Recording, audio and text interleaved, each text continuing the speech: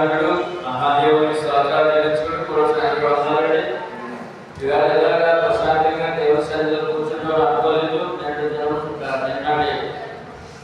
ప్రళయ జల ప్రళయ కార్యక్రమం ఎప్పుడు కన్నీ విని ఎదుగుని రాష్ట్రమంతా తుఫాను ఎప్పుడు నల్లదండి. ఏదో ప్రాంతం అంతేకాకుండా రాష్ట్రాలు చుట్టుపక్కల రాష్ట్రాలన్నీ కూడా తుఫానే. ఇంత భారత ద్వారంగా లోపం ఉందండి. ఈ క్షణం మంది కాదు, ప్రతి క్షణం దేవుని కాపుదలు కావాలనక దేవుని సన్నిధి కోరిక జీవించడం మంచిదండి. మన జీవితాలు ప్రభు నమ్మ నిజ దేవుడు లోకరక్షకుడు నమ్మ కనుక దేవుని సన్నిధి కోరుకుని ఆయన వాక్యాన్ని నమ్ముకుని వాక్యంగా జీవించి నడిస్తే సుఖము నెమ్మది క్షేమము ఆరోగ్యము అంతేకాకుండా నరకం తప్పించి మద్దము కూర్చోబెడుతున్న వాగ్దానము ఇందుకు ఆశీర్వాదాలు ఉన్నాం కనుక వాక్యమే ఆధారమైన కనుక ఆ వాక్యంలో మనం నేర్చుకుని వాక్య ప్రకారం జీవించే మనసు మనకి ఇవ్వాలని అట్టి మనసుతో మనం ప్రయాణం చేయాలని కోరుకుంటూ ఎఫెసీయులకు రాసిన పత్రిక మొదటి అధ్యాయము 14 ధ్యానించాం. 17వ వచనంలో వాక్య చదువులు ఎవరైనా కూర్చోండి.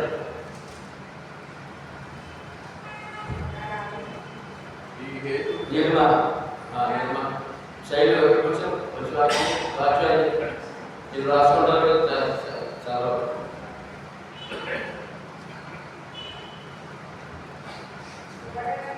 పదిహేను వచనంలో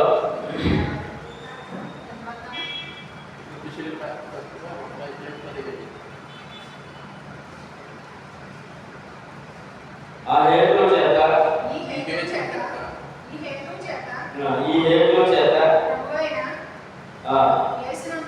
ప్రభు అయిన యేసునందలి నీ విశ్వాసమును గూర్చి పరిశుద్ధులందరి ఎడల మీరు చూపుచున్న విశ్వాసమును గూర్చి నేను విన్నప్పటి నుండి మీ విషయమై మానక దేవునికి కృతజ్ఞతాస్తుతులు చెల్లించుచున్నాను. ఇందులో సంఘం యొక్క విశ్వాసాన్ని కోరుతున్నాడు. సంఘం యొక్క విశ్వాసాన్ని కోరుతున్నాడు. సంఘం ఎలా ఉందండి? విశ్వాసంతో పరిపూర్ణ విశ్వాసంలో నడుపుతారండి ఎఫెసు సంఘం. ఎఫెసు పట్టణంలో క్రీస్తు సంఘం. అదే కనుక వారిని ఎలాగంటే పరిశుద్ధులందరి ఎడల మీరు చూపుచున్న విశ్వాసమును నడవాలి. వారి విశ్వాసము సంఘాన్ని పరిశుద్ధులంటూ పరిశుద్ధుల మీద విశ్వాసం అనే విషయాన్ని మాట్లాడు. నేను విన్నాను అన్నాడు సేవకుడుగా. ఎఫెసు సంఘంలో ఆ విశ్వాసం ఎలా ఉన్నాడంటే సంఘం పట్ల కూడా విశ్వాసంతో ఉన్నారట. వారి విశ్వాసం కాపాడుతున్నారట. ప్రతి వ్యక్తి ఎలా ఉండాలంటే విశ్వాసంతో ఉండాలి, విశ్వాసం కాపాడుకోవాలి. సంఘం యొక్క విశ్వాసం గురించి ఆనందపడాలి. సంఘం విశ్వాసం నడిచేలా ప్రయత్నం చేయాలి, మా సహకారం చేయాలి. అందుకని నేను మీ విషయమై మానక దేవునికి కృతజ్ఞతాస్తుతులు చెల్లిస్తున్నాను. ప్రతి విషయంలో కూడా మానక కృతజ్ఞతాస్తుతులు చెల్లించాలండి. మనము ఏ క్షణం అంత కాదు కనుక ప్రతి క్షణం దేవుని కాపుదల దేవుని దీవెన కావాలి కనుక మనము ఎల్లప్పుడూ కృతజ్ఞతాస్తుతులు దేవుడు చెల్లించాలి. కృతజ్ఞతగా జీవించాలి. తోలుగా నేర్పిస్తున్నాను. నేను మీ పట్ల నేను కృతజ్ఞతాస్తుతులు దేవునికి చెల్లిస్తున్నాను. మీ విశ్వాసం బట్టి ఎలా ఉండాలో నేర్పిస్తున్నాడు. ఎపిసోడ్ క్రీస్తుగా ఎలా ఉందో ప్రశంస గమనిస్తున్నాడు. అలాగా మనము దేవునికి చూసేవాడిని కూడా కనపడాలి. ఎందుకంటే దేవుడు చూసేవాడు, వినేవాడు, మాట్లాడేవాడు. మన విశ్వాసం దేవుడు చూస్తాడు. మన విశ్వాసం తోడు సహోదరులు చూస్తాడు. మన విశ్వాసము దేవుడు పిల్లలు కదా ఇతరులు కూడా చూస్తాడు. మన మీద మీ కొట్టాడు కనుక ఎప్పుడు కూడా మన విశ్వాసం కాపాడకూడదు. ఇతరుల విశ్వాసం నడిపించే బాధ్యత కూడా మనలో ఉండాలి. దేవుడికి ఎల్లవేళలా కృతజ్ఞతాస్తుతులు చెల్లించే భద్రమే నా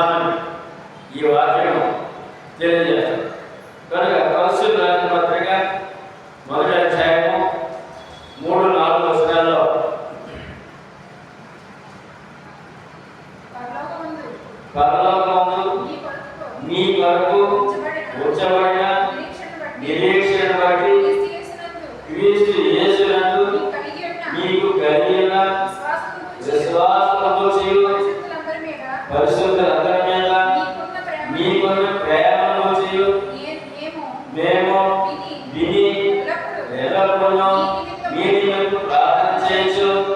మన ప్రభు యేసుక్రీస్తు యొక్క తండ్రి దేవునికి కృతజ్ఞతాస్తుతులు. ఇక్కడ కూడా అదే విధంగా ఆయన ప్రార్థన చేస్తారంటే దేవునికి కృతజ్ఞతాస్తుతులు చేసి. ఎందుకంటే కొలస్సులో ఉన్న క్రీస్తు సంఘం కూడా, కొలస్సు పట్టణంలో ఉన్న క్రీస్తు సంఘం కూడా ఎలా ఉన్నాడో ఆయన రాస్తున్నాడు. ఎలా ఉన్నాడట? పరలోకము మీ కొరకు ఉంచబడిన నిరీక్షణ. వారి విశ్వాసం ఏంటంటే పరలోకము నాకు ఉంది, ఈ లోకంలో నన్ను క్షేమం ఉంచే దేవుడు, నాకు పరలోకం దాచిపెట్టే దేవుడు, పరలోకం వర్ణించే దేవుడని అంత ఆనందంగా ప్రయాణం చేస్తారంటే ఈ యొక్క సంఘం. పరలోకము మీ కొరకు ఉంచబడిన నిరీక్షణ అన్నాడు. అంటే మాకు నిరీక్షణ దేని కొరకు ఎదురు చూసేవాడున్నాం? పరలోకం కొరకు. మన విశ్వాసం దేని కొరకు? పరలోకం కొరకు. పరలోకంలో పరలోక వాగ్దానం చేశాడు దేవుడు. దేవుని యోహాను 14:3లో నేను వెళ్ళి మీకు స్థలము సిద్ధపరిచేయడలా నేను స్థలంలో మీరుండులాగా మరలా వచ్చి నా యొక్క మిమ్మలను తీసుకొని పోవుదురు అన్నాడు. అంటే ఆ నిరీక్షణ ఏంటంటే ప్రభుత్వం నేను ఉండాలి. పరలోకం అదే అర్థం, ప్రభు నివాసము. కానీ అందులో ఇక్కడ మనం సజీవులు ఏంటి అంటే క్రీస్తు యేసునందు మీకు కలిగి ఉన్న విశ్వాసమును గురించి ప్రభువునందు విశ్వాసంలో సేవకుడిగా సంఘాన్ని కూడా వారిని తెలియజేస్తారు. మీకు కలిగిన విశ్వాసమును గురించి పరిశుద్ధులందరి మీద మీకున్న ప్రేమ, అంటే సంఘం మీద ఉన్న ప్రేమ. ఒక విశ్వాస సంఘం మీద ప్రేమ ఉండాలంటే మనం అనేక విషయాలు ప్రేమిస్తాం. దేవుడు ప్రేమిస్తే సంఘాన్ని ప్రేమించాలట. సంఘం మీద ప్రేమ అనే విషయానికి మాట్లాడుతుంది. కనుక ఇక హెబ్రీయులకు రాసిన పత్రిక అసలు మనం పిలిపేందుకు అని అంటే 3:1లో ఇందువలన పరలోక సంబంధమైన పిలుపులో వారు పొందిన పరిశుద్ధ సహోదరులారా. మన సువార్త పిలుపు ఎక్కడికంటే పరలోక సువార్త ఎంత అవసరం లోకానికి? పరలోక సంబంధం పిలుపు అంటాడు. కనుక ఎంతో భాగ్యం ఉన్నాం, ఆ పిలుపు అందుకున్నాం. కనుక మనం మన విశ్వాసం కాపాడుకోవాలి, విశ్వాసాన్ని పరిశుద్ధులుగా ప్రేమించాలి అనే విషయాన్ని ఇక్కడ నేర్పిస్తున్నారు. అదేవిధంగా 16వ వచనం చూద్దాం. మీ విషయమై ఈ విషయమై దేవునికి కృతజ్ఞతాస్తుతులు ముందు చెప్పారంటే నా 2వ శ్లోకంలో చెప్పారండి. మానవుల కృతజ్ఞతాస్తుతులు తెలుస్తాడు. ఈవేళ నాకు రక్షణ దొరికింది, మంచి నిజమైన దేవుని సంఘం దొరికింది, ఆ సంఘంలో విశ్వాసంతో దేవుని సన్నిధి దొరికిందని చెప్పి మానవ కృతజ్ఞత చెల్లించాలట. దేవుని సన్నిధిని బట్టి దేని బట్టి అంటే దేవుని సన్నిధి సంఘం, దేవుని సంఘం అది. దేవుని సంఘంలో కలిసి నిలిచి భావించాడు దేవుడు. అందుకని మాట కృతజ్ఞతాస్తుతులు చెల్లిస్తున్నారని చెప్పాడు. రోమపత్రిక 1వ అధ్యాయము ఇందులో కూడా విధంగా తెలియజేస్తాడు. 9-10 వచనాలు. ఇప్పుడు ఎలాగైనా ఆటంకం లేకుండా మీ యొద్దకు వచ్చుటకు దేవుని చిత్తము వలన నాకు వీలు కలుగునేమో అని నా ప్రార్థన యందు ఎల్లప్పుడూ ఆయనను ప్రతిమాలుకొనుచు మిమ్మును గూర్చి తేడా తగ్గక జ్ఞాపకం చేసి ప్రార్థన అంటే బ్రతిమాలడం దేవుడి ప్రార్థన అంటే అర్థం ఏంటంటే దేవుడిని బ్రతిమాలడం అంట. కనుక సంఘం గురించి ప్రార్థన చేయాలంటాడు. ప్రతి విశ్వాసం కూడా సంఘం గురించి ప్రార్థన చేయాలంట. అది నేర్పించాడు పౌలు గారు. మానక మరి సంఘం గురించి ఎలా ప్రార్థన చేయాలంట? మానక ప్రార్థన చేశాడు అంట. ఎందుకంటే ప్రార్థన అర్థం ఏంటంటే దేవుడిని బ్రతిమాలుకోవడం, దేవుడిని బ్రతిమాలుకోవడం అనే విషయాన్ని 17 వచనం చూద్దాం. ఎఫెసీ 17:19 1:17 మరియు మీ మనోనేత్రములు వెలిగింపబడినందున ఆయన మిమ్మల్ని పిలిచిన పిలుపు వలనైన నిరీక్షణ ఎత్తులో పరిశుద్ధులలో ఆయన స్వాస్థ్యము యొక్క మహిమైశ్వర్య పెట్టిలో ఇక్కడ మీ మనోనేత్రములు వెలిగింపబడినందున అది ఏ వెలిగించబడాలంటే మనోనేత్రములు లోకంలో అంటే ఆత్మీయ బుద్ధితరంలో ఉన్నారు. అందుకని ఎఫెసీ పట్టణంలో చేసిన సంఘము మనోనేత్రం వెలిగింపబడిన వాళ్ళని చెప్పాడు. అప్పుడే దేవుడిని ముఖాముఖిగా చూసినట్టు వాక్యం ద్వారా పరలోకం కూడా కనపడినట్టు, దేవుడు కనపడినట్టు వాక్యం ద్వారా మనోనేత్రం.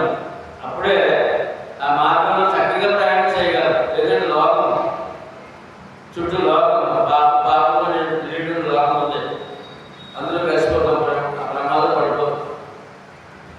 అందుకని ఒక ఉదాహరణ మనకి పేతురు ఒక ఉదాహరణ ఉండడం. యేసు ప్రభువు సముద్రంలో నడుస్తున్నప్పుడు ప్రభువా నేను కూడా నడుస్తానని చెప్పి అడిగినప్పుడు, అయితే రా నడవని చెప్పినప్పుడు సముద్రం నడుస్తున్నాడు. ఆయన మకాలను చూసుకుంటూ చక్కగా నడుస్తున్నాడు. యేసు ప్రభువు నడిచేది పేతురు కూడా. ఈ తుఫాను ఆల్రెడీ ఆ సముద్రంలో ఉంది. ప్రక్కకు చూశాడు, తుఫాను మీదకి వచ్చేది ఉంది. అప్పుడు ఎప్పుడైతే మీదకి వచ్చి ప్రభు మీద ఏకాగ్రత పోయిందో పక్కకు చూశాడు, సముద్రం అసలు అక్కడలేదు, భయం వేసి మునిగిపోతున్నాడు. కనుక అప్పుడు ఏం చెప్తాడంటే అక్కడ ప్రభు రక్షించుకోవాలని రక్షించుకోండి, మునిగిపోతున్నాడు. అప్పుడు మళ్ళీ ప్రభు పట్టుకొని సముద్రం నిలబెట్టాడు. సముద్రం మీద నిలబెట్టి ఎందుకు నీకు అవిశ్వాసం వచ్చిందని అడుగుతున్నాడు. కనుక ఏకాగ్రత కావాలి, విశ్వాసం ఏం కావాలి? ఏకాగ్రత కావాలి. కానీ అన్ని విషయాన్ని మనం చూడవలసిన అవసరం ఉంది. కనుక ఇక్కడ మనోనేత్రములు తెరవబడి అని మాటలు ఎంత గొప్పవాళ్ళు మనం క్రైస్తవుడు అంటే. మళ్ళా గుడికనం రాకూడదు. ఆయన మిమ్మల్ని పిలిచిన పిలుపు వల్ల నైనా దేని వల్ల మనోనేత్రం తెరవబడుతుందండి? పిలుపు. ఏంటో పిలుపు? సువార్త. ఏంటంటే ఎందుకు మనకి దశలో 2వ పత్రిక 2వ అధ్యాయం 14వ వచనం. ఏంటో పిలుపు?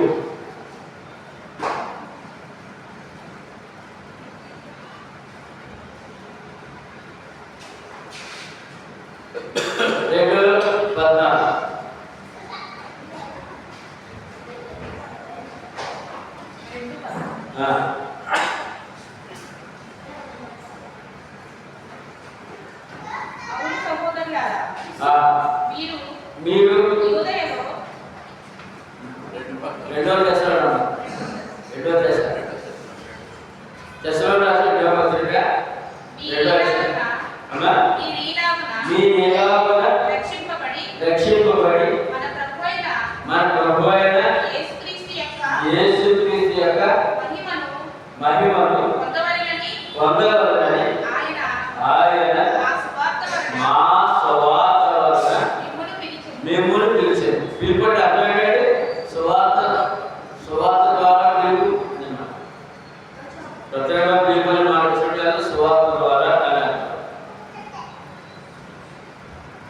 సువార్త ద్వారా అన్నప్పుడు ఎవరు చెప్పి సువార్త ఇక్కడ ఉన్నాం దాంట్లో 17వ వచనంలో ఆయన మిమ్మును పిలిచిన అదే ఏంటో పిలుపు అంటే మార్పు సువార్త 16వ అధ్యాయము 15వ వచనం 16వ వచనం సర్వ సృష్టికి సువార్త ప్రకటించండి నమ్మి బాప్తిసం పొందిన వాడు రక్షించి నమ్మని వారికి అంటే సువార్త ద్వారా ఏం దొరికి మారడం అంటే మనోనేత్రములు వెలిగించబడతాయి. సువార్తకు లోబడి సువార్త నమ్మి బాప్తిసం పొందిన తర్వాత కూడా గుడ్డివాడిగా జీవించినట్లయితే గుడ్డిదానిగా జీవించినట్లయితే వారు మనోనేత్రములు వెలిగించబడిన వారు కాదు. ఆ యొక్క పరలోక భాగ్యము ఆ ప్రయాణం వారికి ఆ మాధుర్యం వారికి తెలియదు. ఇది మాధుర్యం చుట్టూ తేనెల కంటే ఎందుకంటే చుట్టూ తేనె మాధుర్యం అంట. మరి ఇక్కడ గుడ్డివాడిగా లోకాన్ని ఆశించి ప్రయాణం చేసే ప్రభావం ఉందన్నమాట. ప్రస్తుతం క్రైస్తవులు సువార్త ద్వారా పిలువబడి మనోనేత్రం వెలిగింపబడిన వాడు అనే మాట చాలా అద్భుతమైన మాట. తర్వాత ఈ పిలుపులో ఏమన్నాడు? పరిశుద్ధుడు అయ్యాడు. ఈ పిలుపులు ఏమయ్యాడంటే పరిశుద్ధుడైన పరిశుద్ధులలో ఆయన స్వాస్థ్యం యొక్క మహైశ్వర్యము ఎటులో పరిశుద్ధులు ఏం దాచుకుంటాడంటే స్వాస్థ్యం ఆయన స్వాస్థ్యం నేను స్థలంలో నిజమా ఆయన స్వాస్థ్యం ఆయన స్వాస్థ్యం నందు వినియోగపరచిన గలాతి సైన్యం బట్టి విశ్వసించు మన యందు ఆయన చూపుచున్న తన శక్తి యొక్క అపరిమితమైన మహాత్మ్యము వెటిలో మహిమగల దేవుడు మహిమగల వాక్కు మహిమగల సంఘం మహిమగల సువార్త మహిమగల దేవుడు మహిమగల సంఘం మహాత్మ్యం మనం దేవుని మహాత్మ్యంలో ఉన్నాం. దేవుని మహిమలో ఉన్నాం. మన దొరికిన సువార్త ఏంటి? తిమోతి మొదటి పత్రిక మొదటి అధ్యాయం 8వ వచనం మహిమగల సువార్త ద్వారా పిలుపు. శ్రీమంతులకు దేవుడు నాకు అప్పగించిన ఆయన మహిమగల సువార్త ఏ సువార్త అంటే? సువార్త ఏముందంటే మహిమ, దేవుని మహిమ. 2 మనం పిలిచిన దేవుడు ఎవరు? యాకోబు 2:1 మనం పిలిచిన దేవుడు ఎవరు? సువార్త ద్వారా పిలిచిన దేవుడు ఎవరు? నా సహోదరుల ద్వారా మహిమా స్వరూపియుడు ఎవరంటే? ఎప్పుడు కావాలంటే మహిమా స్వరూప దేవుడు యేసుక్రీస్తు. ఆయన ఇచ్చిన సువార్త మహిమగల సువార్త. మరి సంఘము మహిమగల ఎఫెసీయుల పత్రిక 5:27 మహిమగల సంఘముగాను మేము సిద్ధపరిచిన అక్కడ అంటే మహిమగల దేవుడు. ఎఫెసీయుల పత్రిక 5:27 25 నుంచి రాసుకోవాలి. 25 నుంచి 27 అటువలే క్రీస్తు కూడా సంఘమును ప్రేమించి అది కలకమైనను ముడతైనను అట్టిది మరి ఏదైనను లేక పరిశుద్ధమైనది గాను నిర్దోషమైనది గాను మహిమగల సంఘముగా ఆయన తన ఎదుట దానిని నిలబెట్టవలెనని వాక్యముతో ఉదక స్నానం చేత దానిని పవిత్రపరిచి పరిశుద్ధపరచుటకై దాని కొరకు తన్ను తాను అప్పగించుకున్నాడు. మరి బాధ్యతని పరిశుద్ధులుగా చేసి ఆయన మహిమ ఇచ్చి మహిమగల సంఘముగా నిలబడాలంటాడు.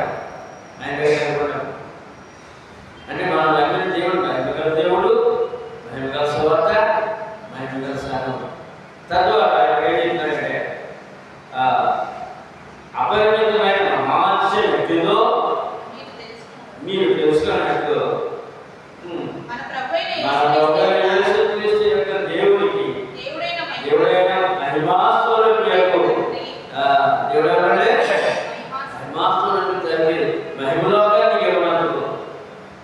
పాపకి ఎవరన్నా పాపిని పుణ్యాత్మగా చేసి పరిశుద్ధంగా చేసి ఆయన నిలబెట్టడానికి ఈ యొక్క త్యాగం, ప్రభు యొక్క త్యాగం అదే సువార్త అనే విషయాన్ని మనం ఇక్కడ చూడగలం.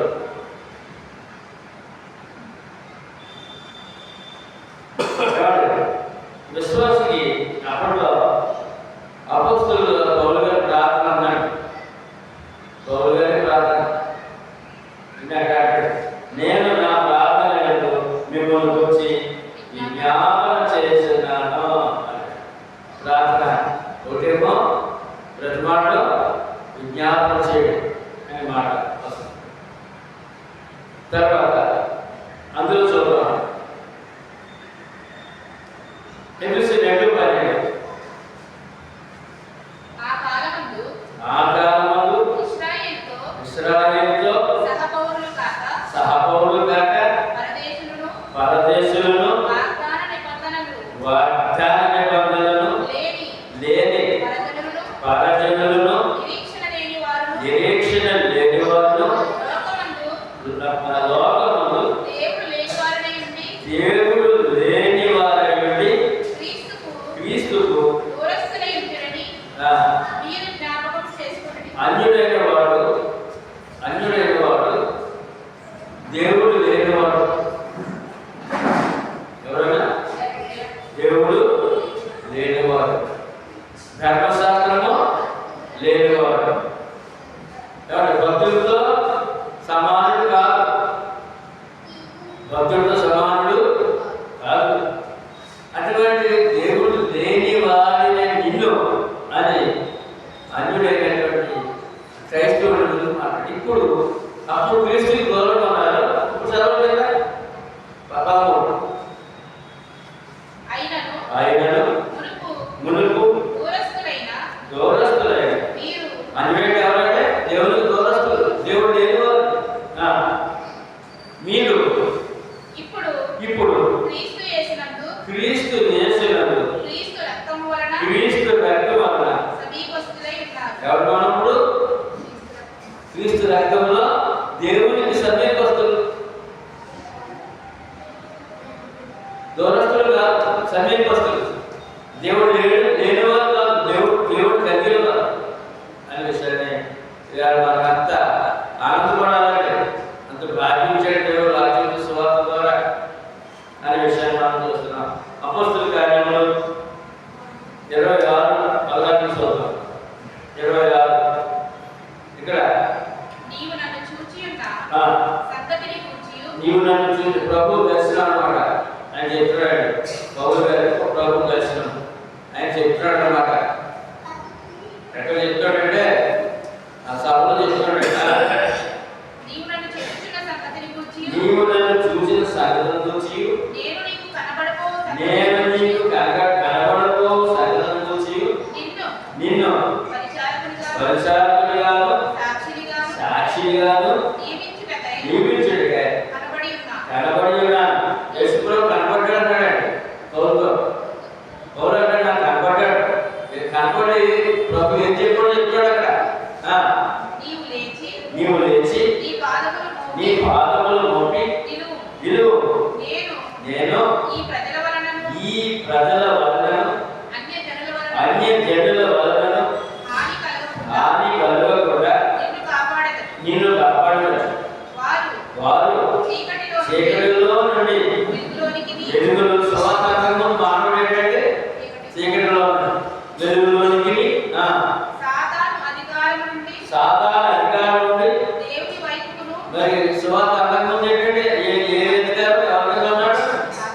సాధారణ అధికారం ఉన్నాడు. సాధారణ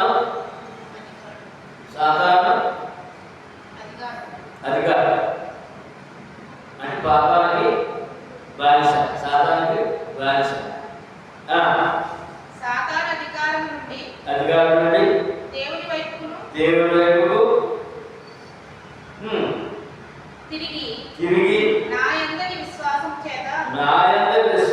చేత పాప క్షమాపణ పరిశుద్ధపరచబడిన వారు స్వాస్థ్యమును పొందినట్లు. ఇప్పుడు పాపి ప్రభు సువార్త ద్వారా తిరిగితే పరిశుద్ధుల స్వాస్థ్యంలో భాగమంట. పరిశుద్ధుల స్వాస్థ్యంలో అంటే పరలోకంలో పొందినట్లు వారి కన్నులు తెరచుటకై నేను నిన్ను వారి యొద్దకు పంపెదనని. ఎవరాడు? అన్యులు ఎలా ఉన్నారండి? ఆత్మీయ కన్నులు నేత్రాలు ముసుగున్నాయి, మూఢత్వంలో ఉన్నారు, దేవుడు లేకుండా ఉన్నారు, దేవుడు లేకుండా ఉన్నారు. వారు కన్నులు తెరవబడుటకై నేను పంపుతున్నాను. ఏ కన్నులు? ఆత్మనేత్రాలు. ఆత్మనేత్రాలు తెరవబడాలంటే సువార్త కావాలి. సువార్త లేకుండా వారికి దొరికే అవకాశము లేదు అనే విషయాన్ని ఇక్కడ చాలా తేటగా అందిస్తున్నాడు. యోహాను సువార్త 20:17.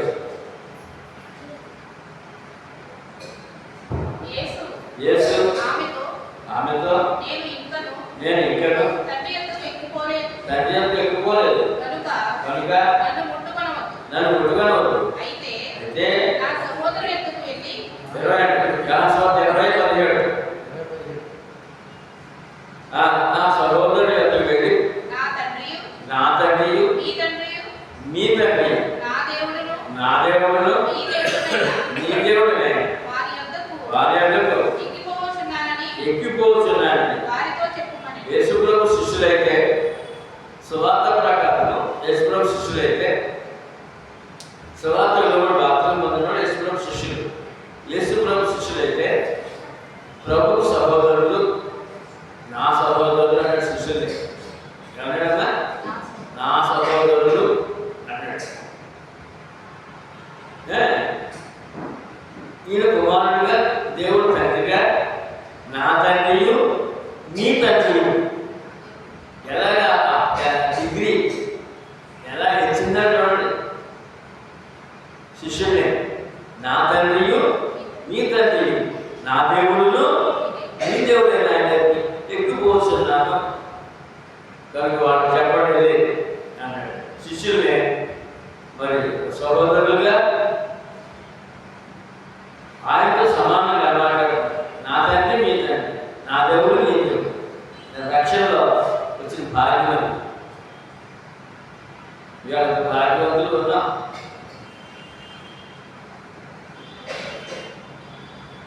కొలస్సీయులకు రాసిన పత్రిక 1:9-10. కొలస్సీయులకు 1వ అధ్యాయము.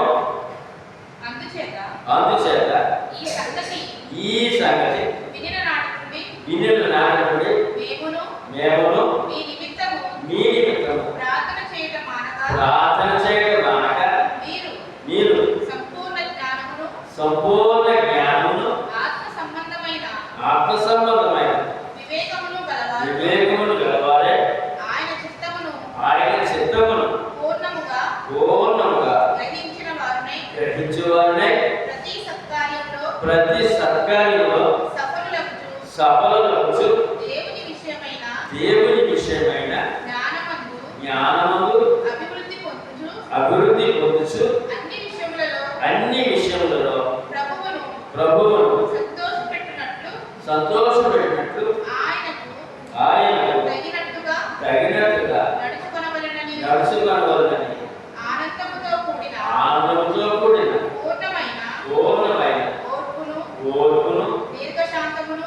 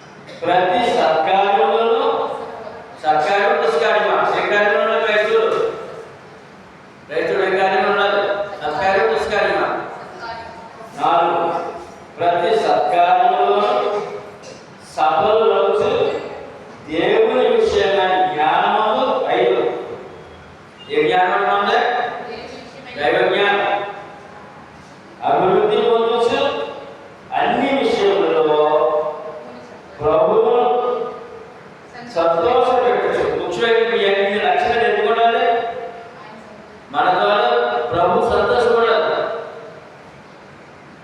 ఆయన పొందిన గాయములు, అవమానములు, శ్రమ మర్చిపోవాలి. ఎప్పుడు మర్చిపోవాలి, విశ్వాస ద్వారా మర్చిపోయేది చేయాలి, సంతోషపడేది చేయాలి. నా త్యాగము ఇదిగో ఇటువంటి గొప్ప విశ్వాసి ఫలించాడు అని సంతోషపడాలంట. ఒక విశ్వాసం ద్వారా ప్రభు సంతోషపడాలంటాడు.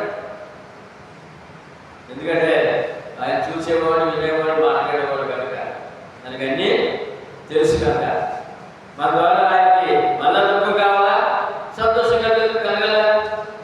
క్రైస్తవుడు ఎందుకు క్రైస్తవుడు, ఎందుకు రక్షణ, ఎందుకు సంఘము అంటే మన ద్వారా ఆయన సంతోషపడాలి. సంతోషం పెట్టుకున్నట్లు ఎవరు సంతోష పెట్టాలి, ఎవరు సంతోష పెట్టాలి, విశ్వాసి. ఎవరు సంతోష పెట్టాలి, ప్రభునే, విశ్వాసి. సంఘం పెట్టినట్లు ఆయనకు తగినట్టుగా నడుచుకునవలెననియు ఆనందముతో కూడిన పూర్ణమైన ఓర్పును. మరి ఆయన సంతోష పెట్టాలంటే విశ్వాసం ఎలా ఉండాలి, అన్ని విషయాలు ఓర్పు ఉండాలి. సంపూర్ణమైన ఓర్పుతో దీర్ఘశాంతము కనుపరిచినట్లు ఆయన మహిమ శక్తిని బట్టి సంపూర్ణ బలముతో బలపరచబడవలెననియు. విశ్వాసం ఏం చేయాలంటే బలపడాలి, ఆత్మీయంగా బలపడాలి.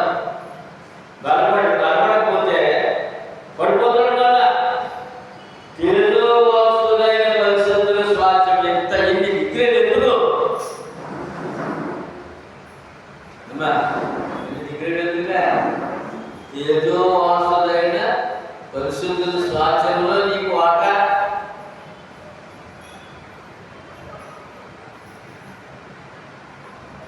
స్వాస్థ్యంలో పాలివారు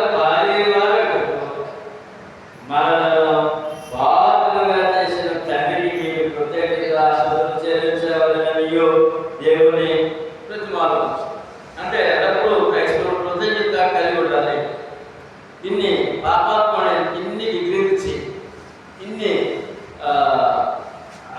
లక్షణాలు ఇచ్చి, ఇన్ని అర్హతలు ఇచ్చి, తేజోవాసుల యొక్క ఆ పరిశుద్ధ స్వాస్థ్యంలో పాలిభాగస్తులు చేయడానికి ఆయన సిద్ధంగా ఉన్నాడు.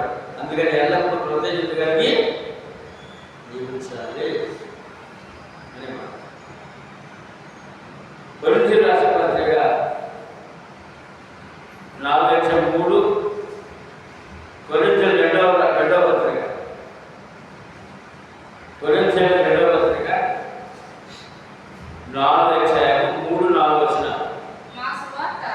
మా సువార్త మరుగు చేయబడిన ఎడల నశించుచున్న వారి పట్ల వారి విషయంలోనే సువార్త మరుగు చేయబడటం. అమ్మా అయ్యా, సువార్త మరుగు చేయబడటం అంటే ప్రకటించిన తర్వాత దానిని తీసుకోకుండా ఉంటే, లేదా ప్రకటింపబడకుండా ఉంటే మరుగు చేయబడి లేక ప్రకటన తర్వాత నిర్లక్ష్యం చేస్తే ఆత్మ నాశనం అయిపోతుంది. అంటే ఆత్మ రక్షించబడాలంటే సువార్తే ప్రాముఖ్యము. సువార్త లేకుండా ఆత్మ రక్షించే అవకాశము, రక్షణ పొందే అవకాశము లేదని స్పష్టత చెప్తున్నాడు ఇక్కడ. మరొకసారి చదువుతాం అన్నమాట. మా సువార్త అంటే అపోస్తుల బోధ. మా సువార్త అంటే అర్థం ఏంటంటే అపోస్తులు అర్థం చేయాలి. అపోస్తులు బోధ కావాలి. మా సువార్త మరుగు చేయబడింది కదా, నశించే వారి పట్ల మరుగు చేయబడుతుంది.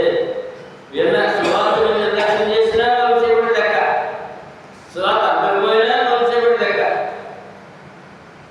ఎందుకంటే ప్రపంచ సర్వ సృష్టికి ప్రకటించమన్నాడు.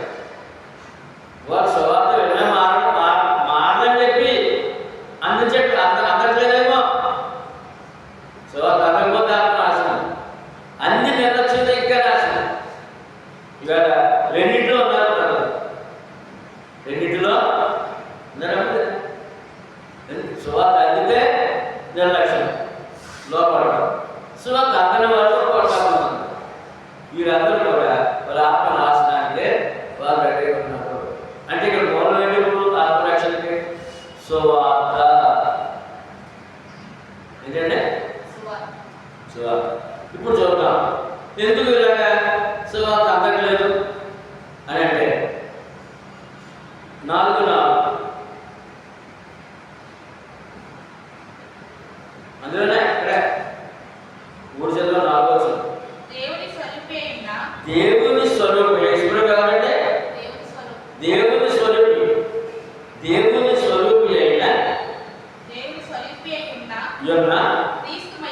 క్రీస్తు మహిమను మనకి కూడా చెప్పారు. క్రీస్తు ఎవరు? మహిమ దేవుడు. క్రీస్తు మహిమను కనపరచు సువార్త ప్రకాశము వారికి ప్రకాశింపకున్నట్లు ఈ యుగ సంబంధమైన దేవత అవిశ్వాసులైన వారి మనోనేత్రంలో గుడ్డితనము అందరవారు ఉన్నారంటే యుగ సంబంధ దేవత ముందు ఆల్రెడీ ముందు గుడ్డితనం కలిగేసి ఎప్పుడో మార్కెట్ ఎత్తితేనే అది యుద్ధం చేస్తారు అనమాట. యుగ సంబంధ దేవత గుడ్డితనం ఆల్రెడీ కలిగేసి. రెండోది ఈ సువార్త లోబడి మనోనేత్రం తెరవబడకుండా పాపంలో ఉండిపోవాలి, సాధారణ మందిరం ఉండిపోవాలని చెప్పి ఈ యుగ సంబంధం దేవత గుడ్డితనం కలిగేసింది. లోపల గుడ్డి ఆత్మీయ గుడ్డితనాలు ఉన్నారు, తడుకున్నాడు. ఆ చెడు చేయబడుతుంది రాని రాత్మ దేవుడు ఎలా ఉన్నారు? ప్రభువులో నమ్మిన వాళ్ళు కూడా గుడ్డితనం ఉన్నారు. ఆ మరేమకుండా చేసుకోకుండా ఉన్నారు కదమ్మా. శివుడు మనోహరాన్ని గుడితనం కలిగి చేస్తున్నాడు. సాధారణ దేవుని శాంతం చేసి దేవుని యొక్క దీవుని పొందేందుకు కష్టపడ్డా కనుక సువార్త లేకపోతే మానవ రక్షణ లేదు, పరలోక భాగ్యము లేదు. కనుక ఈ సువార్త అందని వాడు అందకుండా చేసిన వాడు సాతాను, అన్ని తరం నిర్లక్ష్యం చేయడానికి కూడా సాతాను క్రియ ఉంది. అప్పుడు ఏమన్నాడంటే అతను మనోనేత్రం తెరవబడలేదు. ఎంతమంది ఉన్నారు ఇప్పుడు? మనోనేత్రం తెరవబడడం ఎంతమంది ఉన్నారు? ఎప్పుడే లోకం కారణం యుగ సంబంధ దేవత అటు వచ్చేది సాధారణ యుగ సంబంధ దేవత అంటే సాధారణ వారి అనుసరణ. 20 వర్షాలు చూద్దాం.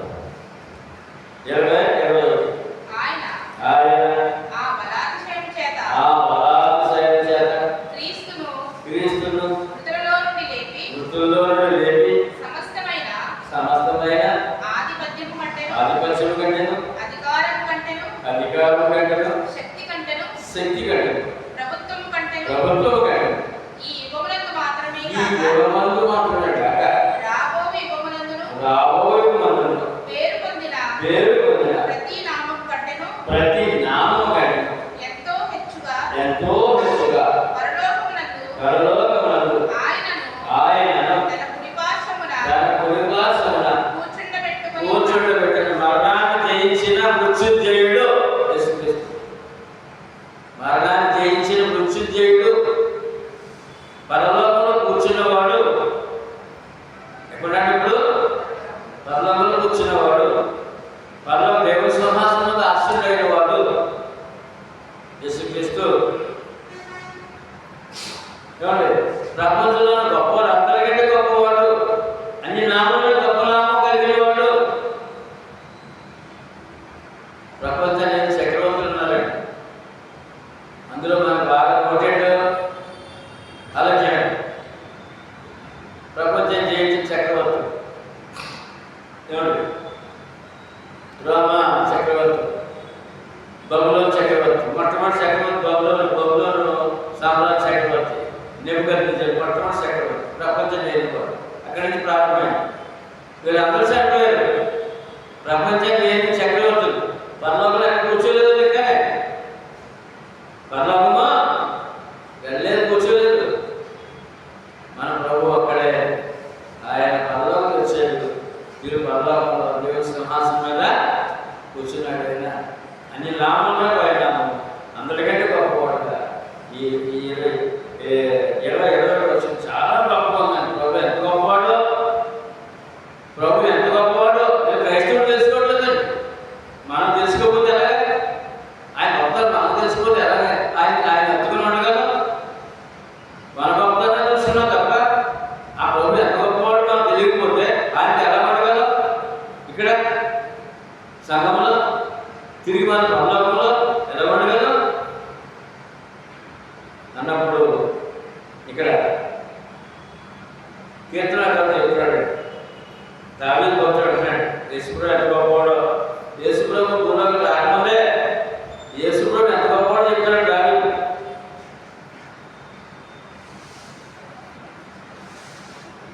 కీర్తన 110:1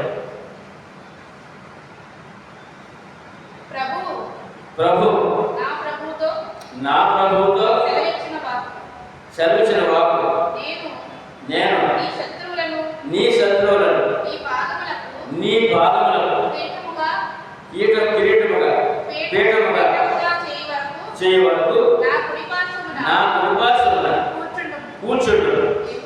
యెహోవా నీ పరిపాలన దండము సీయోనులో నుండి సాగచేస్తున్నాడు. నీ శత్రువుల మధ్య నీ పరిపాలన. యేసు ప్రభు శరీరం రాకముందే దావీదు భక్తుడు యేసు ప్రభు అన్నాడు. యేసు ఏమన్నాడండి? నా ప్రభు అన్నాడు. ప్రభు నా ప్రభు అని. ప్రభు అంటే తండ్రి. నా ప్రభునే యేసుక్రీస్తుని పరలోకం కూర్చోబెట్టాడు అని చెప్పి అన్నాడు. ఇవాళ మన ప్రభుని ఎలా చూడాలి? దావీదు గురించి ఎలా చూస్తున్నాడు? రాకముందు చూస్తున్నాడు. మనం వచ్చాడు ఆయన వచ్చి ఆయన చెప్తున్నాడు. ఏమన్నాడు? యోహాను సువార్త 1:13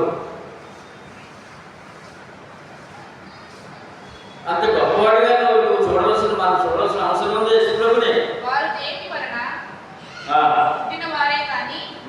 యోహాను సువార్త 1:3-13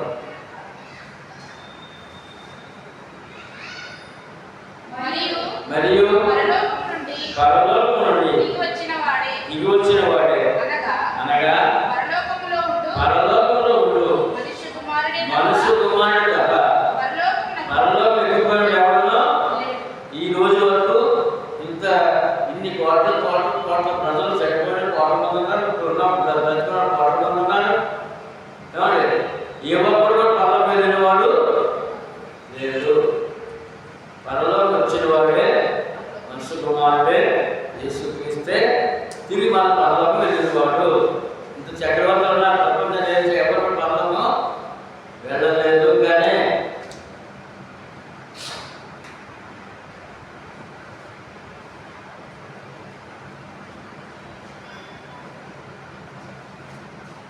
అపోస్తలుల కార్యాలు 2వ అధ్యాయము మళ్ళీ ఇక్కడ దావీదు కూడా మహాభక్తుడే అయినప్పటికీ, గొప్ప రాజు అయినప్పటికీ ఆయన గురించి మాట్లాడుతున్నాడు. ఇక్కడ మాట 2:23 దేవుడు నిశ్చయించిన సంకల్పము ఆయన భవిష్యత్ జ్ఞానమును అనుసరించి అప్పగింపబడిన ఈయనను మీరు దుష్టుల చేత శిలువ వేయించి చంపినట్టు మరణము ఆయనను బంధించి ఇచ్చుట అసాధ్యము కనుక దేవుడు మరణ వేదనను తొలగించి ఆయన లేపాడు. ఆయనను కూర్చి దావీదు ఇట్లనే నీవు ఎల్లప్పుడూ నా ఎదుట ప్రభువును చూచుచుండుడి. ఆయన నా కుడిపార్శ్వమున దావీదు అంటాడట, నేను ప్రభువును చూస్తున్నాను. ఆయన ఎవరు దేవుడు కుడిపార్శ్వం అన్నాడు, కూర్చున్నాడు. ప్రభు రాకముందే ఆ దర్శనము, ఆ స్పర్శ పొంది ఉన్నాడు దావీదు. 35వ వచనం. నేను నీ శత్రువులను నీ పాదముల కింద పాదపీఠముగా ఉంచు వరకు నీవు నా కుడిపార్శ్వమున కూర్చుంటుమని ప్రభువు నా ప్రభువుతో ఎక్కడ మాట చెప్పారు? కీర్తనలో 110 చెప్పిన మాటను అపోస్తలులు సువార్తలో చెప్తున్నారండి. ప్రభు స్థానం ఎక్కడ ప్రభు అనుకున్నారు మీరు? దావీదు ఎంతైనా చెప్పచ్చు ఇక్కడ అని అంటున్నాడు. కానీ దావీదు ఆయన మా సమాధి మన మధ్యలో ఉంది, ఆయన పదవి లేదు, సమాధి తెరవబడలేదు. అయితే ఆ దావీదు ఈ ప్రభువుని ఏం చెప్పాడని మళ్ళీ ఒకసారి జ్ఞాపకం చేస్తున్నాడు. కీర్తన 110 సువార్తలో నా కుటుంబాలు కూర్చోమని పర్లోకంలో సింహాసనం కూర్చోమని ముందుగానే చెప్పబడ్డదని చెప్పి ఆయన అక్కడ జ్ఞాపకం చేశాడు సువార్తలో. తర్వాత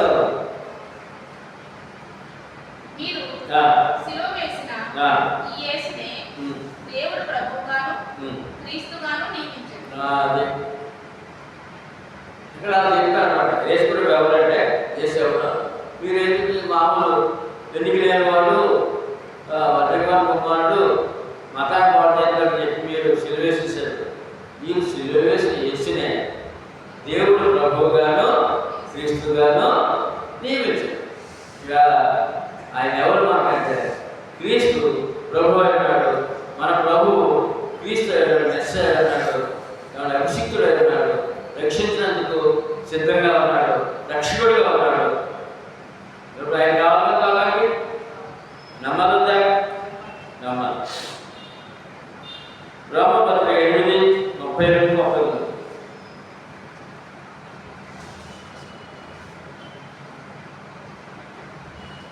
తన సొంత కుమారుని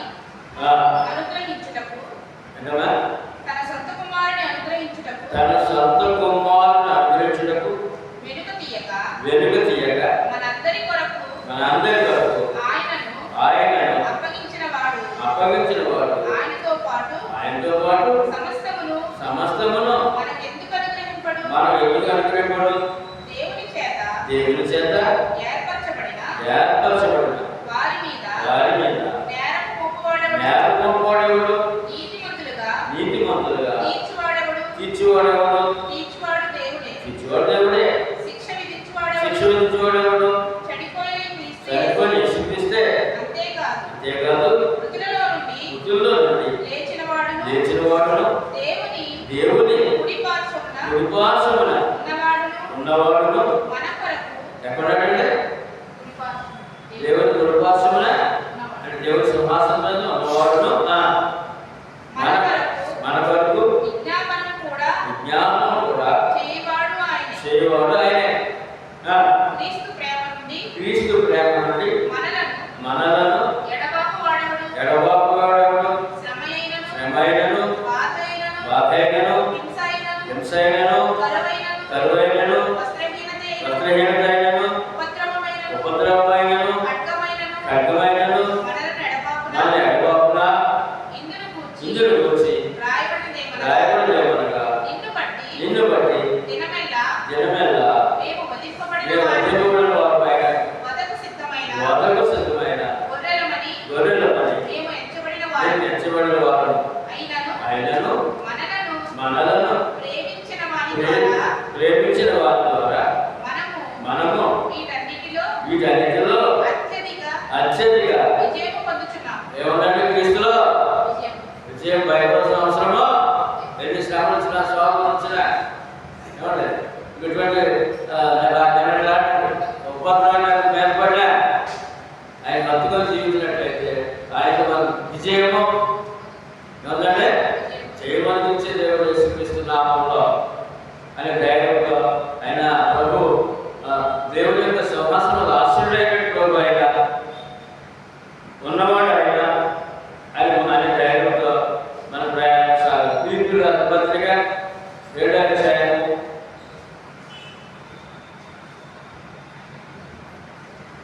9వ వచనం.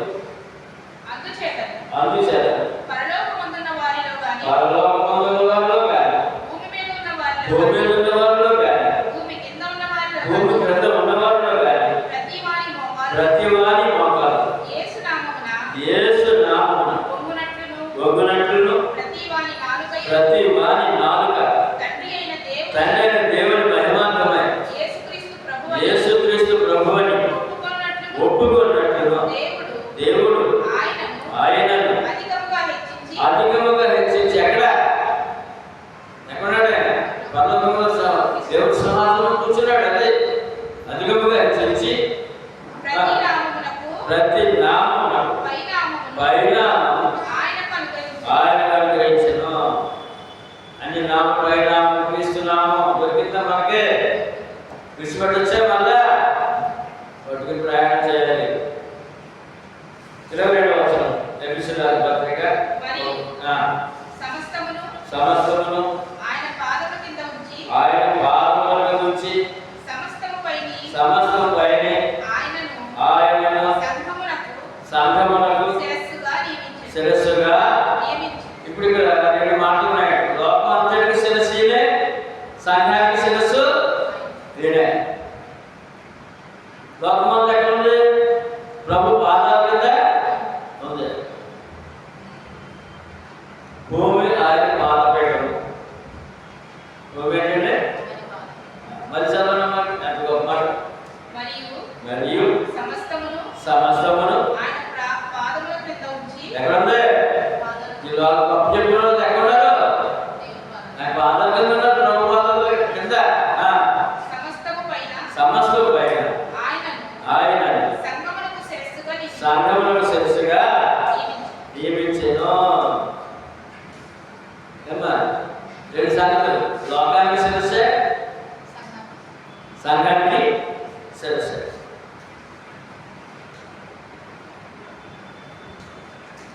కొలస్సీయుల పత్రికలో 2వ అధ్యాయంలో లోకానికి శిరస్సు అన్నప్పుడు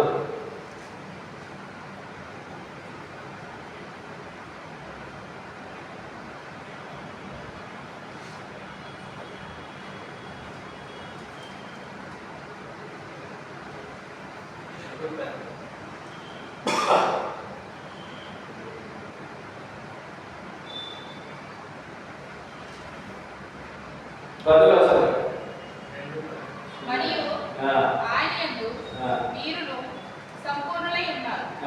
ఆయన సమస్త ప్రధానులకు అధికారులకు శిరస్సై ఉన్నాడు. అంటే ఇప్పుడు శిరస్సు ఎవరి శిరస్సు? సమస్త ప్రధాన అధికారులు లోకం మీద శిరస్సు ఆయన చెప్పాడు. అదే ఇక తుఫాను వచ్చిందండి. లోకమంతా మన రాష్ట్రం చుట్టుపక్కల అంతా ఏమన్నారు? అమలాపురం బయలుదేరుతుందన్నారు. సుధీర్ ఎక్కడి నుంచి? అమలాపురం. ఆయన శిరస్సాడు. ఆయన తెలిసి ఎక్కడికి ఆయన ప్రకారం నడుస్తుంది. మన శరీరం దేనిపడి నడుస్తుందంటే మన శరీరం దేనిపడి నడుస్తుంది? మన శిరస్సు పడ్డే కదా. మరి లోకానికి అధికారులు ఆయన శిరస్సు కదా. ఆయన వాళ్ళు ఎక్కడికి వెళ్తారు? కాదు ఎక్కడికి పంపాలా తెలుసు అని చెప్పి ఆయన లోకానికి అధికారులు శిరస్సు అన్నాడు. 2 సంఘానికి శిరస్సు అన్నాడు. ప్రకటన 1:5 శిరస్సు అధికారి. ప్రకటన 1:5 నమ్మకమైన సాక్షి మృతులలో నుండి ఆది సంభూతుడుగా లేచిన వాడును భూపతులకు అధిపతియునైన యేసుక్రీస్తు నుండి. యేసుక్రీస్తు ఎవరంటే? భూపతులకు అంటే లోకమంతటి మీద అధిపతి, సంఘం మీద అధిపతి, శిరస్సు అనే విషయాన్ని ఎంత చక్కగా. ఎందుకంటే ఆయన గురించి మత్తయి చాలా చక్కగా చెప్పాడు. మత్తయి సువార్త 28:18 పరలోకమందును భూమి మీద సర్వాధికారిని అది యశ్ప్రభది ఆయన అధికారం. అది పరలోకమందును భూమి మీదను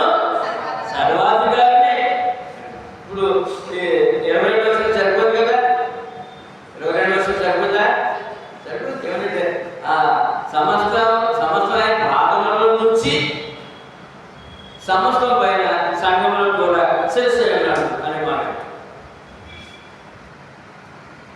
సమస్త లోకందరికీ అధికారి కూడా ఆయన శిరస్సు అధికారి. పరలోకమందు అధికారి, భూలోకమందు అధికారి. భూలోకంలో మానవుడు కావాల్సిన దేవుని ఇవ్వగలడు, భూలోకంలో మానవ పాపాలు క్షమించగలడు, పరలోకం తీసుకెళ్ళడు అనే విషయాన్ని ఇక్కడ జ్ఞాపకం. హెబ్రీయులకు రాసిన పత్రిక 2:7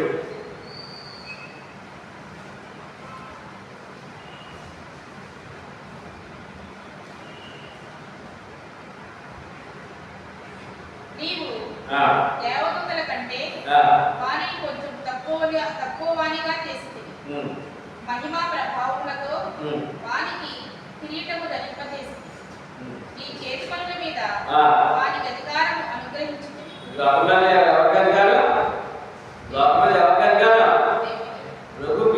అంటే ఈ లోకానికి వచ్చినప్పుడు దేవదూతలు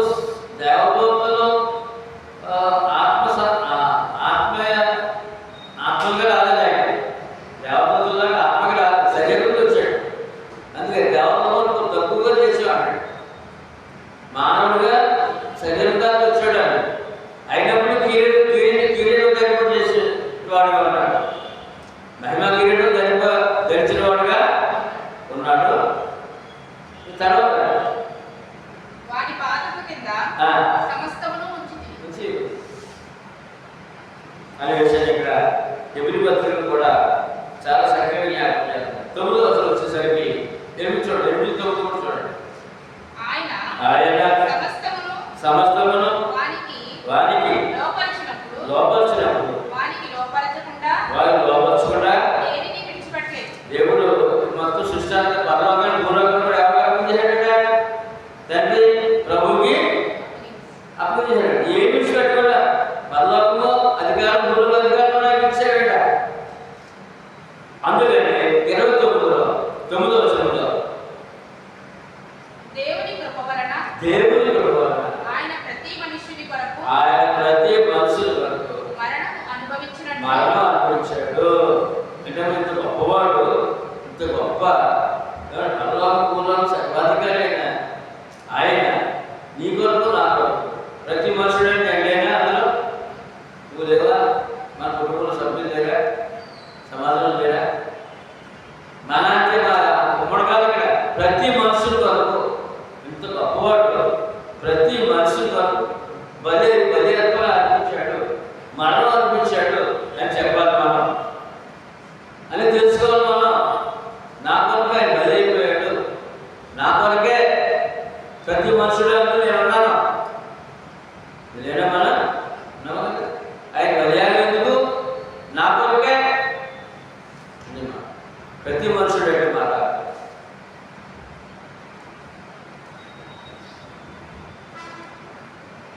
మీరు ఆఖరి వచ్చారు 23.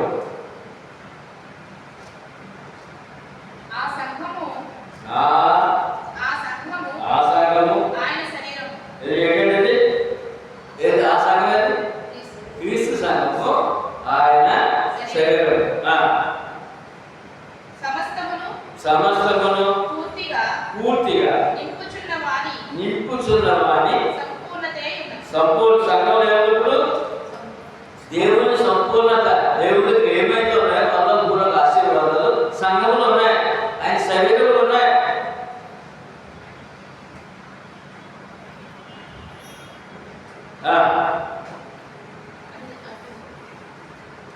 రోమపత్రిక చూద్దాం 12:4-5.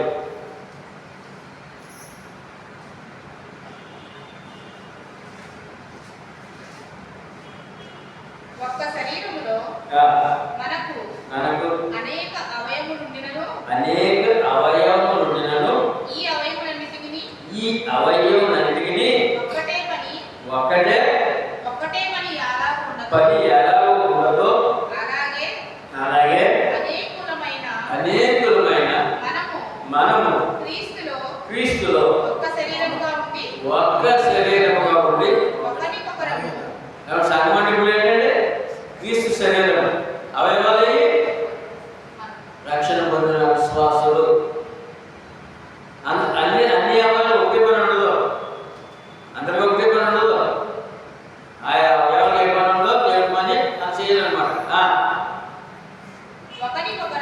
ఒకరికొకరు ప్రత్యేకముగా అవయవమై ఉన్నాం. అంటే ఇప్పుడు క్రైస్తవుడు ఏ విధంగా ఆలోచించాలి, ఏ విధంగా నమ్మాలి అంటే క్రీస్తు శరీరంలో అవయవము పనిచేయాలి కదా.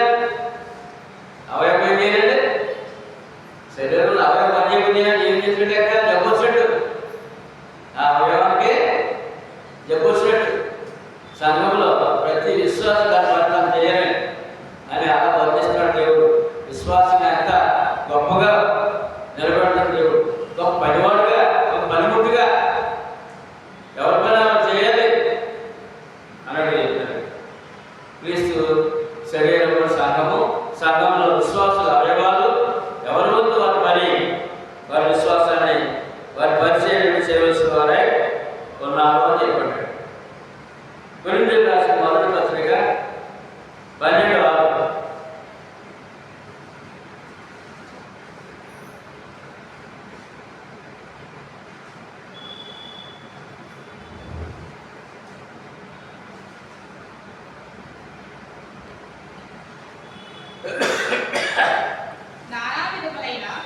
నానా విధములైన కార్యములు కలవు గాని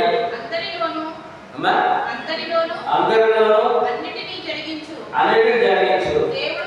దేవుడు ఒక్కడే. ఆయన లోకంలో ఎవరికి ఏ విధంగా కార్యాలు చేయాలో ఆ రక్షణ సంకల్పాన్ని, ఆ యొక్క ఆశీర్వాదాలు, పోషణ, పుట్టించడం, పోషించడం, రక్షించడం,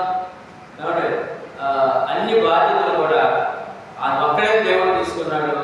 ఆయన మీద ఉంది, ఆయనలో ఉన్నాం. ఆయనలో ఎంతమంది దేవుడు? ఒక్కడే దేవుడు ఉన్నాం అనే విషయాన్ని స్పష్టం చేస్తాడు ఇక్కడ.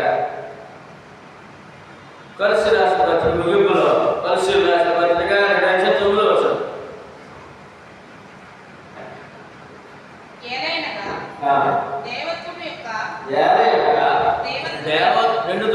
కొలస్సీ 2:9 ఏలయనగా దేవత్వము యొక్క సర్వ పరిపూర్ణత శరీరముగా క్రీస్తునందు నివసించుచున్నది. ఇక్కడ మొత్తం ఈ పాఠాలంతా ముగింపుచ్చాడు దేవుడు. దేవత్వం అంటే తండ్రి, కుమార, పరిశుద్ధాత్మ. బైబిల్ అని చెప్తున్నాడు. తండ్రి, కుమార, పరిశుద్ధాత్మ దేవత్వము. క్రీస్తులో తండ్రి, కుమార, పరిశుద్ధాత్మ దీవులన్నీ కూడా సంపూర్ణంగా దొరుకుతాయి. ఎవరంటే యేసుక్రీస్తు. యేసుక్రీస్తులో దేవత్వం యొక్క సర్వ పరిపూర్ణత. అంటే తండ్రిలో ఏ దేవుళ్ళు ఉన్నాయో, పరిశుద్ధాత్మలో ఏ దేవుళ్ళు ఉన్నాయో, మన రక్షక కుమారులు ఏ దేవుళ్ళు ఉన్నాయో అన్నీ యేసుక్రీస్తునందే సంపూర్ణంగా దొరుకుతాయి. అంటే శరీరముగా. ఎక్కడంటే సంఘములో. ఎక్కడంటే శరీర సంఘం. తండ్రి, కుమార, పరిశుద్ధాత్మ దీవెనలు క్రీస్తులో. అంటే దేవత్వం అంతా క్రీస్తులో. ఆ క్రీస్తులో ఉన్న దీవెనలు పొందాలంటే శరీరముగా పొందాలి. ఎలా పొందాలంటే శరీరముగా పొందాలి. శరీరం అంటే సంఘం. శరీరం అంటే కొలస్సీ రాసిన పత్రిక 1:18 సంఘమును శరీరము, ఆయనే శిరస్సు. ఇప్పుడు దేవత్వం యొక్క సర్వ పరిపూర్ణత, మానవుడికి కావాల్సిన సమస్త దీవెనలు కూడా, తండ్రి, కుమార, పరిశుద్ధాత్మ దీవెనలన్నీ కూడా యేసుక్రీస్తులో దొరుకుతాయి. యేసుక్రీస్తులో అవి పొందాలంటే ఆయన శరీరములో, అంటే సంఘములో. అంటే సంఘం ఏమైంది? సంఘము ఆయన శరీరము. సంఘాలు ఎన్ని? ఎఫెసీయులకు రాసిన పత్రికలోనే 4:4 చెప్తాడు. శరీరం ఒక్కటే, సంఘం ఒక్కటే. దేవత్వానికి సర్వపరిపూర్ణత ఎక్కడుంది? శరీరముగా క్రీస్తునందు. అంటే క్రీస్తు సంఘములో, క్రీస్తునందు దేవత్వం యొక్క ఫలితాలు. అది సంఘములో దొరికిందా మనకే? క్రీస్తు సంఘ సభ్యుడు అంటే మనకే లెక్కలేదు, మనకి అర్థం కావట్లేదు. లోకానికి తెలియదు కదా క్రీస్తు సంఘమా అన్నారు. ఏంటంటే ఏమన్నారా? ఇప్పుడు అన్నామా క్రీస్తు సంఘమా అన్నారు. కనుక ఇంత భాగ్యం, దేవత సర్వపరిపూర్ణత, మానవ కోసం అన్ని సమృద్ధిగా సంఘములో. దానికి ఇంకా బాగా చూడాలంటే ఎపిసోడ్ దాని పత్రిక 5:30 తన శరీరమును ద్వేషించిన వాడెవడను లేడు గాని ప్రతి వాడును దానిని పోషించి సంరక్షించుకొను. మనము క్రీస్తు శరీరమునకు ఇప్పుడు వచ్చిందా పూర్తిగానే అంటే మనము సంఘం అంటే క్రీస్తు శరీరం, అందులో అవయవాలు వచ్చింది కదండి పూర్తిగా విషయం. కనుక అలాగే క్రీస్తు కూడా సంఘమును పోషించి సంరక్షించును. సంఘంలో ఏముందండి? పోషణ, రక్షణ, ఆత్మరక్షణ, పోషణ. మరి క్రీస్తు సంఘం విలువ మనం తెలుసుకోకపోతే ఎలాగ? క్రీస్తు సంఘం ఏముంది అంటే క్రీస్తు దైవత్వం గురించి చెప్పండి అంటే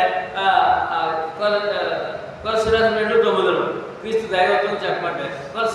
కొలసీపత్రిక 2:9 దేవత్వం సర్వపరిపూర్ణత క్రీస్తునందు, సంఘములో క్రీస్తునందు సర్వ సంపూర్ణత, దేవత్వం యొక్క సర్వపరిపూర్ణత శరీరముగా క్రీస్తునందు నివసించుంది. అంటే మానవ సర్వపరిపూర్ణత దేవత్వం యొక్క దీవెనలన్నీ కూడా పొందాలంటే క్రీస్తు నందు సంఘములు, క్రీస్తు సంఘములు ఇవన్నీ దొరుకుతాయినప్పుడు ఎఫెసీయుల పత్రికలో ఏం చెప్పాడు? ఆయన సంఘమును పోషించి సంరక్షించు. మరి ఆ విషయాన్ని మనం నమ్మితే అసలు తిరగలేదు జీవితాన్ని. శారీరకంగా తిరగలేదు, కుటుంబంగా తిరగలేదు, ఆత్మీయంగా తిరగలేదు. నమ్మాలి. అంత క్లియర్గా దేవుడు వచ్చినప్పుడు మనం నమ్మకపోతే మనం చాలా నష్టపోతాం. మనమే నష్టపోతాం. ముందు క్రీస్తు సంఘమే నష్టపోతాం నమ్మకపోతే. కనుక ఎపిసోడ్ మొదలు పత్రిక చాలా విలువలు కట్టబెట్టింది మనకి. మనం నేర్చుకుని వాక్యం జీవిద్దాం.